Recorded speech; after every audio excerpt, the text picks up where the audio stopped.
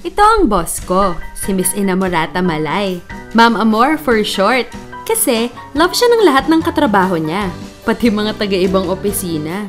Isa siyang ginagalang na kawani ng bayan. Masipag at mapagkakatiwalaan. Sa 30 years niyang paglilingkod sa bayan, never siyang nasangkot sa katiwalian. Simple lang ang kanyang bahay. At ang kanyang kotse, sintanda niya na yata. Maayos pa naman daw kaya ginagamit pa niya. Tech-savvy si Ma'am Amor. Never niya akong inutusan pumunta sa bangko para magbayad ng kuryente o mag-deposit ng pera. Kasi online niya ginagawa. Mga bank transactions niya, online lahat. Kahit sa pag-shopping, online din. Yung birthday gift niya sa akin, in-order niya online.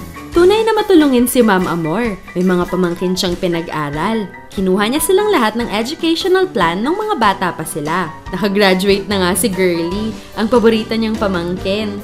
Mahusay na boss si Ma'am Amor. Efficient siya magtrabaho. And she guides us to do the same. Civil servants daw kaming lahat kaya dapat priority ang pagsisilbi sa bayan. Though she works hard, she knows how to relax din. Tinataob niya kaming lahat sa videoke. Mama Amor prepared for her retirement ng maaga. Fully paid na ang kanyang health plan, life insurance, hanggang memorial plan.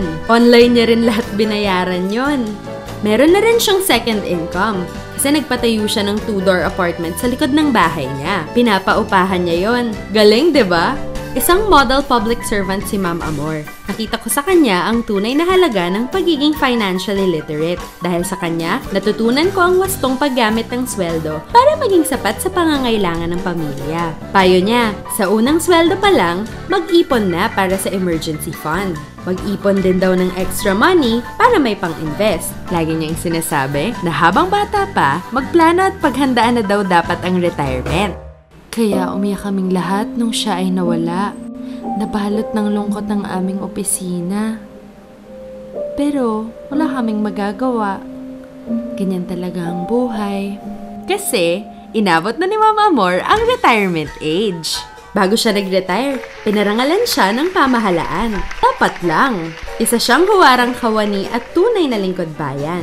Kawaning marunong sa salapi, tunay na lingkod bayani.